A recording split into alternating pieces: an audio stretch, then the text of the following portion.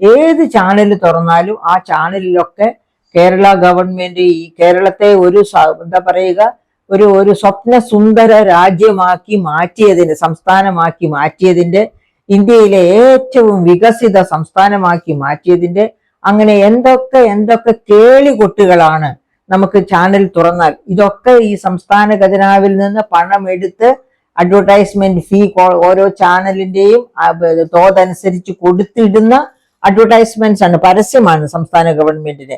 അങ്ങനെ പരസ്യങ്ങളിലൂടെ ജനങ്ങളെ വിഡ്ഢികളാക്കിക്കൊണ്ടിരിക്കുന്ന ഒരു സംസ്ഥാന ഗവൺമെന്റ്. ആ സംസ്ഥാന ഗവൺമെന്റ് ആണ് നമ്മൾ എന്ത് കാണേണ്ടത്? ആ സംസ്ഥാന ഗവൺമെന്റ് ആണ് നമ്മളെ എന്ത് പഠിപ്പിച്ചുകൊണ്ടിരിക്കുന്നത്? അതായത് പദ്ധതി അടങ്കലിന്റെ 34.11% ആകെ ചെലവഴിച്ചിട്ടുള്ളൂ എന്ന് വെച്ചാല് 66% ഇനി ചെലവഴിക്കാൻ ഇരിക്കുന്നു. ഇനി അതിൽ തന്നെ സംസ്ഥാന തലത്തിൽ ചെലവഴിച്ചത് 36.8%, തദ്ദേശ സ്വയംഭരണ സ്ഥലത്തില് 31.32%. അപ്പൊ ഇതുപോലെ ചെയ്ത്, അതായത് പദ്ധതി ഘടകങ്ങളെല്ലാം കുറച്ച് വാഗ്ദാനം ചെയ്ത ഒന്നും നടപ്പാക്കാതെ മുൻപോട്ട് പോവുകയാണ്. വീണ്ടും ഒരു ഇലക്ഷനെ അഭിമുഖീകരിക്കാനായിട്ട് പോവുകയാണ്.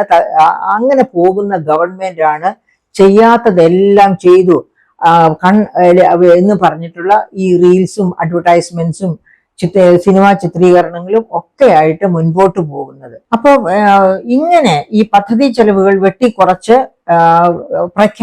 പ്രഖ്യാപിച്ച നയത്തിൽ നിന്ന് വ്യതിചലിച്ച് മുൻപോട്ട് പോകുന്ന ഗവൺമെന്റിനെ പറ്റി കൺട്രോളർ ആൻഡ് ഓഡിറ്റർ ജനറൽ പറയുന്നത് എന്താണ് എന്ന് നമുക്ക് നോക്കാം. അതായത് നമ്പർ 1 ഓഫ് അതായത് CAG report number 1 of the year 2023, 2023 report number 1 of CAG. ആ റിപ്പോർട്ട് എന്താണ് പറയുന്നത്? ആ റിപ്പോർട്ട് പല റിപ്പോർട്ട്സ് ഉണ്ട്. അതിൽ റിപ്പോർട്ട് നമ്പർ 1 പറയുന്നത് എന്താണ്? ചെലവഴിക്കലിലെ കാര്യക്ഷമതയില്ലായ്മ, വകമാറ്റി ചെലവഴിക്കൽ, ധൂർത്ത്, ഈ 3 കാര്യങ്ങളെയാണ് CAG അടിവരയിട്ടിരിക്കുന്നത്. 1 കാര്യക്ഷമതയില്ലായ്മ, 2 വകമാറ്റൽ, 3 ധൂർത്ത്. അന്ന് സംസ്ഥാന ഗവൺമെന്റിന് തന്നെ ഓഡിറ്റേഴ്സ് അസോസിയേഷൻ പറയുന്നത് എന്താണ്? ഓഡിറ്റിംഗ് പോലും സമ്മതിക്കുന്നില്ല സംസ്ഥാന ഗവൺമെന്റ്. എന്തുകൊണ്ടാണ് ഓഡിറ്റിംഗ് സമ്മതിക്കാത്തത്? ഒരു വകുപ്പിലേക്ക് പറഞ്ഞ് അലോട്ട് ചെയ്തിരിക്കുന്ന ഫണ്ട് അവിടെ നിന്ന് അവരുടെ സമ്മതമില്ലാതെ അവിടുത്തെ കാര്യം നടപ്പാക്കാതെ ആവശ്യമുള്ള കാര്യത്തിന്, ഗവൺമെന്റിന് ആവശ്യമുള്ളത് നവകേരള സദസ്സാണെങ്കിൽ അതിന്റെ നടത്തിപ്പിന്, കേരളീയമാണെങ്കിൽ അതിന്റെ നടത്തിപ്പിന്, എന്റെ കേരളമാണെങ്കിൽ അതിന്റെ നടത്തിപ്പിനായിട്ട് ഈ ഫണ്ട് വകമാറ്റുന്നു. അങ്ങനെ ഫണ്ട് വകമാറ്റി കഴിഞ്ഞാൽ പിന്നെ എങ്ങനെയാ CAG ആവശ്യപ്പെടുന്നത് പോലെ, അതായത് ഇന്റേണൽ ഓഡിറ്റിംഗ് കഴിഞ്ഞിട്ട് വേണം CAG ഓഡിറ്റിംഗ് നടത്താൻ.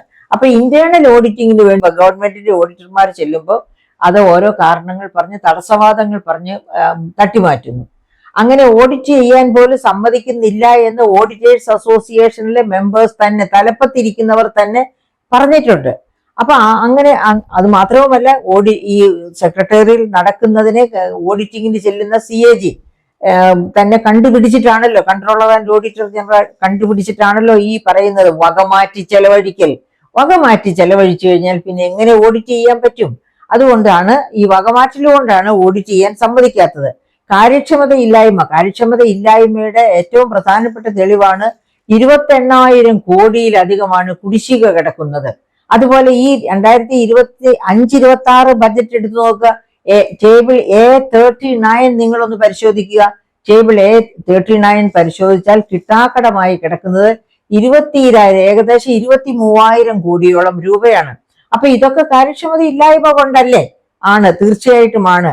അതായത് ഇപ്പൊ സഖാക്കളാണ് എങ്കിൽ നികുതി അടയ്ക്കേണ്ടത് അടച്ചിട്ടില്ലെങ്കിൽ അടയ്ക്കാനുള്ള ഓർമ്മപ്പെടുത്തലുമായിട്ട് ഉദ്യോഗസ്ഥർ ടെലിഫോൺ ചെയ്യുകയോ ഒക്കെ ചെയ്യുമ്പോൾ ഭീഷണിപ്പെടുത്തും. നിന്നെ ജീവൻ ഇരിക്കില്ല, മര്യാദയ്ക്ക് ഇരുന്നോളാൻ പറഞ്ഞ അങ്ങനെ ഭീഷണിപ്പെടുത്തുക. അതായത് നികുതി കുടിശ്ശികയാകാൻ വേണ്ടിയാണ് ഭീഷണിപ്പെടുത്തുന്നത്. സഖാക്കള് ഉദ്യോഗസ്ഥരെ ഭീഷണിപ്പെടുത്തിക്കൊണ്ട് നികുതി അടയ്ക്കാതിരിക്കുന്നതിന് തെളിവുകൾ ധാരാളം നമ്മുടെ മുൻപിലുണ്ട്. CAG അത് തന്നെ എടുത്തു പറയുകയും ചെയ്യുന്നു. അത് ഒന്നും കൂടാതെയാണ് വകമാറ്റി ചെലവഴിക്കല്. വകമാറ്റി ചെലവഴിക്കല്, നികുതി ശരിക്ക് എടുക്കാതിരിക്കല്, ഇതൊക്കെയാണ്. അപ്പൊ 2011-12 അതുപോലെ കടം വാങ്ങല്, ആവശ്യത്തിലധികം കടം വാങ്ങല്, 2016 UDF LDFിലേക്ക് ഭരണം കൈമാറ്റം ചെയ്യുന്ന സമയത്ത് നമ്മുടെ സഞ്ചിത കടം എത്രയായിരുന്നു? നമ്മുടെ സഞ്ചിത കടം 1,53,000 കോടിയായിരുന്നു. ആ 1,53,000 കോടിയിൽ നിന്ന് സഞ്ചിത കടം അതായത് ഈ രണ്ട് ഭരണകാലം കൊണ്ട് 2024-25-26 ആകുമ്പോഴത്തേക്ക് ഈ ഇപ്പോഴത്തെ അവസ്ഥ അനുസരിച്ച് 6 ലക്ഷം കോടിയിലേക്ക് സഞ്ചിത കടം മാറുകയാണ്. 6 ലക്ഷം കോടിയിലേക്ക്. അതിന്റെ വളർച്ച എങ്ങനെയാണ്? CAG അതൊക്കെ കൃത്യമായിട്ട് ചൂണ്ടിക്കാണിക്കുന്നുണ്ട്. GSDPയുടെ അതായത് ആഭ്യന്തര മൊത്ത വരുമാനത്തിന്റെ 29% നിജപ്പെടുത്തണമെന്നാണ് 19ാം ധനകാര്യ കമ്മീഷൻ മുതലുള്ള കമ്മീഷനുകൾ പറഞ്ഞിരിക്കുന്നത്. ഈ വരാൻ പോകുന്ന 16ാം കമ്മീഷൻ അത് 20% നിജപ്പെടുത്തുകയാണ്. അപ്പൊ സംസ്ഥാനം എന്ത് ചെയ്യുമെന്ന് എനിക്ക് അറിഞ്ഞുകൂടാ. അപ്പൊ ഈ 29% മുകളിൽ പോകരുത് പറഞ്ഞിരിക്കുന്ന കടം ഈ രണ്ടാം പിണറായി സർക്കാരിന്റെ കാലത്ത് ഈ CAG റിപ്പോർട്ട് നോക്കിയാൽ അറിയാം എങ്ങനെയാണ് അത് പോകുന്നത്. പിന്നെ 38% വരെ പോയി, 29 പകരം 38% വരെ പോയിട്ടുണ്ട്. അതിനുശേഷം ഗവൺമെന്റ് ഓഫ് ഇന്ത്യയും ഒക്കെ ആക്ഷൻ എടുത്തു.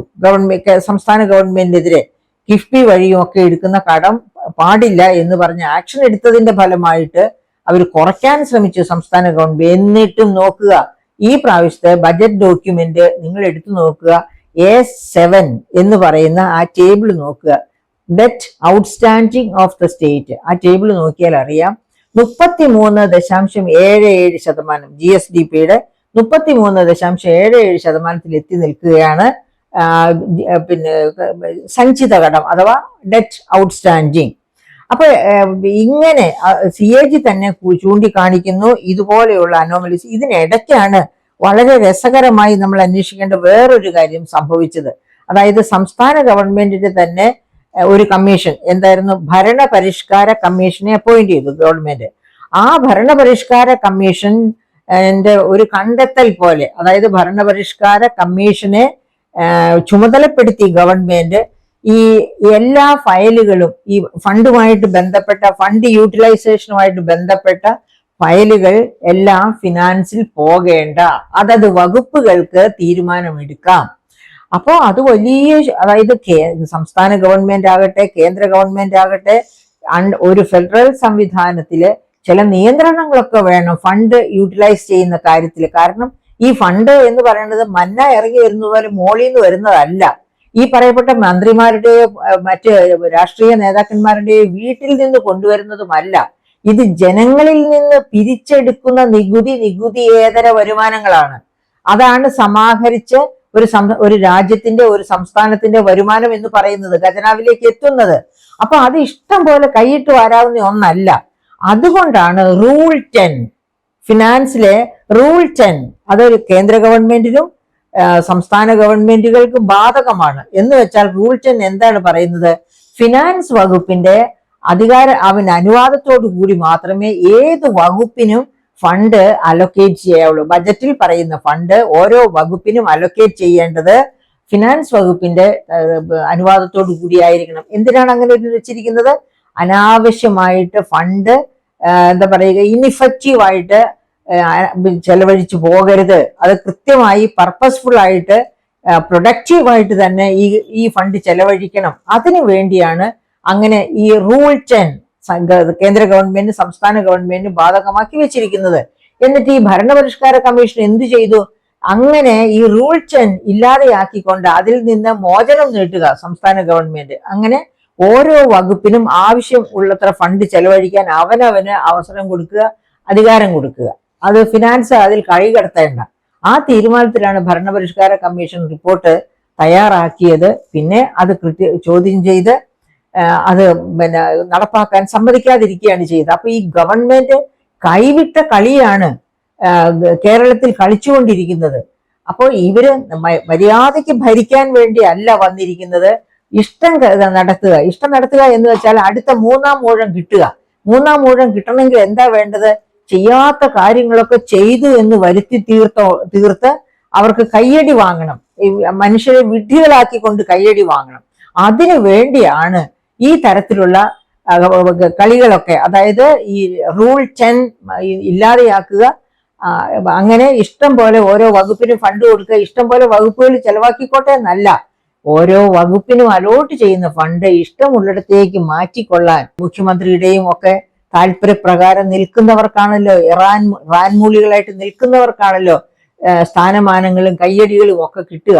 അപ്പൊ അതൊക്കെ മേടിച്ചെടുക്കാൻ വേണ്ടി ഈ ഫണ്ട് വകമാറ്റി ചെലവഴിക്കുന്നത് സൗകര്യമാക്കി തീർക്കുക. അതിനു വേണ്ടിയാണ് ഈ റൂൾ 10 അപ്ലൈ ചെയ്യുന്നത് ആവശ്യമില്ലാത്ത കാര്യമാണെന്നും പറഞ്ഞ് ഇങ്ങനെ ഒരു ഭേദഗതി കൊണ്ടുവരാൻ ശ്രമിച്ചത്. എന്തായാലും ആ ഭേദഗതി അസംബ്ലിയിൽ ചർച്ച വന്നു, അങ്ങനെ അത് കാരണം നടന്നിട്ടില്ല.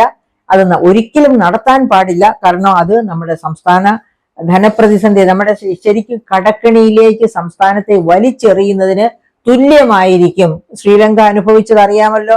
അപ്പൊ അങ്ങനെ ഉള്ള ഒരു അവസ്ഥയിലേക്ക് നമ്മൾ വന്നുകൂടാ എന്ന് CAG നമ്മളെ ചൂണ്ടിക്കാണിക്കുന്നുണ്ട്. അങ്ങനെ CAG തന്നെ പറഞ്ഞിട്ടുണ്ട്. അപ്പൊ അങ്ങനെ ഈ കടം കൂടുതൽ മേടിക്കുന്നു. അങ്ങനെ GSDPയുടെ മാൻഡേറ്റ്സ്, അതായത് FRBM fiscal responsibility and budget management act കൊണ്ടുവന്ന കടം മേടിക്കലിന് ഉള്ള മാനദണ്ഡങ്ങൾ, കടം മേടിക്കലിന് fiscal responsibility and budget management act കൊണ്ടുവന്ന മാനദണ്ഡങ്ങൾ എന്തൊക്കെയായിരുന്നു? ഒന്ന്, ഒരു വർഷം വാങ്ങിക്കുന്ന കടം GSDPയുടെ 3% കൂടാൻ പാടില്ല.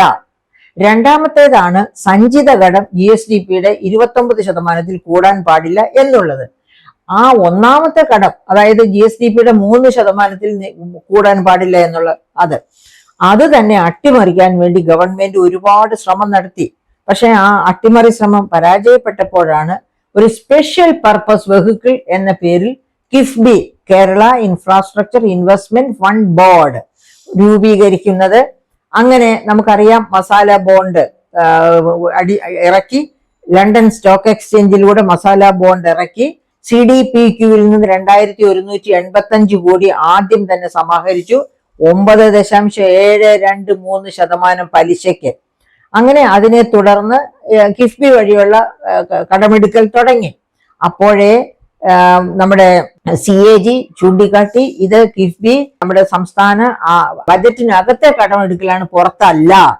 എന്തുകൊണ്ടാണ് കിഫ്ബി പുറത്തല്ല അകത്താണെന്ന് CAG ചൂണ്ടിക്കാട്ടിയത്? കാരണം കിഫ്ബി വഴി കടമെടുക്കുമ്പോൾ തീരുമാനിക്കുമ്പോൾ തന്നെ ഡോക്ടർ തോമസ് ഐസക് ഒരു പ്രധാനപ്പെട്ട ഉപാധി, ഒന്നല്ല 2 പ്രധാന ഉപാധികൾ കൊണ്ടുവന്നു. എന്തൊക്കെയായിരുന്നു 2 പ്രധാന ഉപാധികൾ? ഒന്ന്, എന്താണ്, ഒരു ഇന്ധനം, ഏതേല് ഒരു സെസ് ഏർപ്പെടുത്തി ഇന്ധനത്തിൽ. ഞാൻ നേരത്തെ പറഞ്ഞല്ലോ, അതായത് മറ്റ് സംസ്ഥാനങ്ങളിലെ ശരാശരി, ഇന്ത്യയിലെ ശരാശരി വെഹിക്കിൾ ഡെൻസിറ്റി വെറും 68 ആയിരിക്കെ കേരളത്തിൽ അത് 466. അപ്പൊ എന്ന് വെച്ചാൽ വാഹനങ്ങൾ മേടിക്കുന്നത് ഓടിക്കാനല്ലേ. അപ്പൊ അങ്ങനെ ഡെൻസിറ്റി ഉള്ള സംസ്ഥാനത്താണ് ഒരു വെഹിക്കിൾ സെസ് കൊണ്ടുവരുന്നത്. ആ വെഹിക്കിൾ സെസ് അതുകൊണ്ട് തന്നെ വലിയ തോതിൽ വരുമാനം കൊണ്ടുവരും. കിഫ്ബിയുടെ പലിശ കൊടുക്കാനും മുതൽ കൊടുക്കാനും പറ്റും. പക്ഷെ അതുകൊണ്ട് മാത്രം പറ്റില്ല. കാരണം നമുക്കറിയാം, ഇപ്പൊ കിഫ്ബി ഒരു ഇഷ്യൂ ആയി വന്നപ്പോ, വലിയ പ്രോബ്ലം ആയപ്പോ പുറത്തു വന്നു, 93,000 കോടിയോളം രൂപയാണ് കിഫ്ബി വഴിയായിട്ട് ഇതിനകം കടമെടുത്തത് 2016-17 മുതൽ ഇതുവരെ. അപ്പൊ ഈ 93,000 കോടിയോളം കടമെടുത്തു എന്ന് പറയുമ്പോൾ അതിന് കൊടുക്കേണ്ട മുതലും പലിശയും അടുത്ത തലമുറയിലേക്കാണ് ആ ഭാരമൊക്കെ വരാൻ പോകുന്നത്. അപ്പൊ അങ്ങനെ മുതലും പലിശയും കൊടുക്കേണ്ട ഒരവസ്ഥയിലേക്ക് കിഫ്ബിയെ കൊണ്ടുപോയി. അങ്ങനെ കിഫ്ബിയെ കൊണ്ടുപോയപ്പോഴാണ് CAG ചൂണ്ടിക്കാണിച്ചത് കിഫ്ബി വഴിയുള്ള കടമെടുപ്പ് ബജറ്റിനകത്താണ്. അതിന് കിഫ്ബിക്ക് ചൂണ്ടിക്കാട്ടിയ കാരണങ്ങൾ എന്തായിരുന്നു? ഒന്ന്, ഈ ഇന്ധന സെസ്, അതായത് പെട്രോളിയം ഉൽപ്പന്നങ്ങളിൽ ചാർത്തിയ സെസ്, അത് ഒരു സെസ് ഏർപ്പെടുത്തുന്നത് കൊള്ളാം, പക്ഷെ അത് പോകേണ്ടത് എങ്ങോട്ടാണ്? ഖജനാവിലേക്കാണ്. ഇത് പോയത് ഖജനാവിലേക്കല്ല, നേരെ പോകുന്നത് കിഫ്ബിയുടെ അക്കൗണ്ടിലേക്കാണ്. അപ്പൊ പറഞ്ഞു അത് ശരിയല്ല, ഖജനാവിൽ പോകേണ്ടതാണ് കിഫ്ബിയുടെ അക്കൗണ്ടിൽ പോണത്, അതുകൊണ്ട് കിഫ്ബിയുടെ അക്കൗണ്ടിലാണ് പോകുന്നത്. ഓക്കെ, പോയിക്കോട്ടെ. പക്ഷെ കിഫ്ബി അപ്പോ ബജറ്റിനകത്താണ്, ബജറ്റിന് പുറത്തല്ല. ഇതായിരുന്നു CAGയുടെ ക്ലെയിം. അതുപോലെ CAGയുടെ രണ്ടാമത്തെ ക്ലെയിം എന്തായിരുന്നു? നമ്മുടെ മോട്ടോർ വെഹിക്കിൾ ടാക്സിന്റെ 50% നേരെ പോകുന്നത് കിഫ്ബിയിലേക്കാണ്. നമ്മൾ നേരത്തെ പറഞ്ഞ അതേ യുക്തി തന്നെ. ഇത്രയേറെ മോട്ടോർ വെഹിക്കിൾ ഡെൻസിറ്റി ഉള്ള സംസ്ഥാനത്തിൽ മോട്ടോർ വെഹിക്കിൾ ടാക്സിന്റെ 50% എന്ന് പറയുന്നത് സബ്സ്റ്റാൻഷ്യൽ ആയിട്ടുള്ള ഒരു എമൗണ്ട് ആണ്. ആ തുക എങ്ങോട്ടാണ് പോകുന്നത്? ആ തുകയും നേരെ പോകുന്നത് കിഫ്ബിയുടെ അക്കൗണ്ടിലേക്കാണ്, അല്ലാതെ ഖജനാവിലേക്കല്ല. അപ്പോൾ CAGയുടെ രണ്ടാമത്തെ യുക്തി ഈ കിഫ്ബി എന്ന് പറയുന്നത് എന്താണ് പറയുക, ബജറ്റിന് പുറത്തല്ല, ബജറ്റിനകത്താണ് എന്ന്. പിന്നെ എന്തുകൊണ്ടാണ് കിഫ്ബിയിൽ അന്യ രാജ്യത്തെ വ്യവസായികളും എല്ലാവരും വന്ന് ഇൻവെസ്റ്റ് ചെയ്യുന്നത്? രണ്ട് പ്രധാനപ്പെട്ട കാരണങ്ങൾ കൊണ്ടാണ്. ഈ സംസ്ഥാന ഗവൺമെന്റിനെ ഓർത്ത് കിഫ്ബി അത്ര വലിയ ഒരു വലിയ സംഭവമാണെന്ന് വിചാരിച്ചിട്ടല്ല. കിഫ്ബി എന്ന് പറയുന്നത് ഗവൺമെന്റ് സ്പോൺസേർഡ് ആയിട്ടുള്ള ഒരു ഇതാണ്. അപ്പോ ഗവൺമെന്റ് ആണ് അതിന്റെ കടങ്ങളൊക്കെ പലിശ സഹിതം തിരിച്ചു കൊടുക്കാനുള്ള ഉത്തരവാദിത്വം സംസ്ഥാന ഗവൺമെന്റിന്റെ തലയിലാണ് വരിക. അപ്പൊ അതുകൊണ്ട് അതൊരു സോവറിൻ ബോണ്ടാണ്. ഇനി ഈ സോവറിൻ ബോണ്ടിന് വേറൊരു ഇതും കൂടെയുണ്ട്. ഇതൊരു ഫെഡറൽ സംവിധാനമാണ്. സംസ്ഥാന ഗവൺമെന്റ് മുതലും പലിശയും കൊടുക്കാൻ മടിച്ചാൽ ആര് കൊടുക്കേണ്ടി വരും? കേന്ദ്ര ഗവൺമെന്റ് കൊടുക്കേണ്ടി വരും. ഈ രണ്ട് ന്യായങ്ങൾ മൂലമാണ് കിഫ്ബിയിൽ വലിയ തോതിൽ ഇൻവെസ്റ്റ്മെന്റ് വരുന്നത്. അതും പിന്നെ CAG ചൂണ്ടിക്കാട്ടി. ഇതൊക്കെ ചൂണ്ടിക്കാണിച്ചിട്ടും കടവുമായി മുൻപോട്ട് പോയി. അവസാനം എന്ത് സംഭവിച്ചു?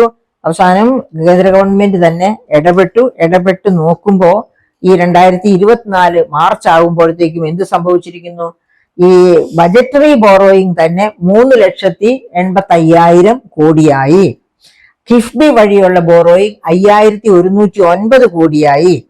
കിഫ്ബിയും KSSPL കൂടി ചേർന്ന് രണ്ടും കൂടെ ചേർന്നെടുത്തത് 21,417 കോടിയായി. അങ്ങനെ മാർച്ച് 2024 ആയപ്പോഴത്തേക്കും തന്നെ കടം, അതായത് സംസ്ഥാനത്തിന്റെ മൊത്തം കടം 4,14,475 കോടിയായി. അതിനുശേഷമാണ് ഈ വർഷത്തെ കടവും, അതായത് 25-26 ബജറ്റിലെ കടവും ഒക്കെയും കൂടി ചേർന്ന് ഇപ്പോൾ 6 ലക്ഷം കോടിയായതായിട്ടാണ് നമ്മുടെ CAG ചൂണ്ടിക്കാണിക്കുന്നത്. അപ്പൊ അങ്ങനെ ധനപ്രതിസന്ധിയിലേക്ക് മാറിക്കൊണ്ടിരിക്കുന്ന ഒരു സംസ്ഥാന ഗവൺമെന്റ് ആണ് ഇപ്പോൾ നമ്മൾ കാണുന്നത്. ആ സംസ്ഥാന ഗവൺമെന്റ് അതുകൊണ്ട് എന്ത് സംഭവിക്കുന്നു? ഈ പറയപ്പെട്ട പദ്ധതി അടങ്കൽ, അതായത് എല്ലാ ഈ കഴിഞ്ഞ 10 വർഷവും, ഇപ്പൊ നമ്മൾ 10ാമത്തെ വർഷത്തിലാണ്, വരവ് ചെലവ് കണക്കുകൾ തമ്മിൽ പൊരുത്തപ്പെടാത്ത രീതിയിൽ കടം കൊള്ളുന്നത് ഉപയോഗിച്ച് കടം വാങ്ങിയതിന്റെ പലിശ കൊടുക്കുന്നു. ഈ തരത്തിലാണ് ഗവൺമെന്റ് മുൻപോട്ട് പോയിക്കൊണ്ടിരിക്കുന്നത്. ഒരു ഗവൺമെന്റിനും ഇങ്ങനെ നിലയില്ലാ കയത്തിൽ വീണ് നീന്താൻ പറ്റുകയില്ല. സഹിക്കേണ്ടത് മുഴുവനും ഇവിടുത്തെ ജനങ്ങളാണ്. അപ്പോൾ ജനങ്ങൾ ഓർത്തിരുന്ന ഈ കാര്യങ്ങളൊക്കെ ഗവൺമെന്റിനോട് ചോദിക്കണം. ചോദ്യങ്ങൾക്ക് കൃത്യമായ ഉത്തരം തരാൻ നമ്മുടെ ധനമന്ത്രിയും നമ്മുടെ മുഖ്യമന്ത്രിയും ഒക്കെ തയ്യാറാവണം. കാരണം ഇപ്പൊ കൃഷിയുടെ തന്നെ നമുക്കറിയാം, നെൽകൃഷിയുടെ നട്ടെല്ലൊടിഞ്ഞിരിക്കുകയാണ്. ഇനി ഇപ്പോ പറയുന്നു താമസിയാതെ പേയ്മെന്റ്, അതായത് ഈ പാഡി റെസീറ്റ് ഷീറ്റാണ് കൊടുക്കുന്നത് പ്രൊക്യൂർമെന്റിന്റെ സമയത്ത്. അതുകൂടാതെ നേരിട്ട് പണം കൊടുക്കുന്ന ഒരു സംവിധാനം ഉണ്ടാക്കുമെന്ന് പറയുന്നു. അതൊക്കെ ഈ ഗവൺമെന്റ് 3ാം തവണ വരാനുള്ള പ്ലാനുകൾ മാത്രമാണ്. പ്ലാൻ B ആണ് അതൊക്കെ.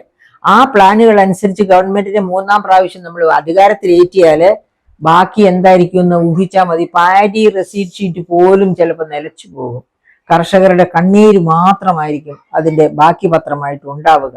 അപ്പൊ സമസ്ത മേഖലകളിലും ദുർവ്യയത്തിന്റെയും അതുപോലെ തന്നെ ഭരണശേഷി ഇല്ലായ്മയുടെയും ഒക്കെ കഥകളാണ് നമ്മൾ കേട്ടോണ്ടിരിക്കുന്നത്. അങ്ങനെയുള്ള ഒരു ഗവൺമെന്റ്, അതായത് ഒരു സിസ്റ്റം ഭരണത്തിലിരിക്കാൻ ഒരു തരത്തിലും അർഹതയില്ല. ഏതൊരു സിസ്റ്റം ഭരണത്തിൽ വരുന്നുവോ ആ സിസ്റ്റം കാര്യക്ഷമമായിരിക്കണം. ആ സിസ്റ്റം ജനങ്ങളോട് നീതി പുലർത്തണം. ജനങ്ങളിൽ നിന്ന് പിരിച്ചെടുക്കുന്ന നികുതി പണവും നികുതിയേതര പണവും ഒക്കെ ജനങ്ങളിൽ നിന്നാണ് വരുന്നത്. അത് ജനക്ഷേമത്തിന് വേണ്ടി തന്നെ ചെലവഴിക്കണം.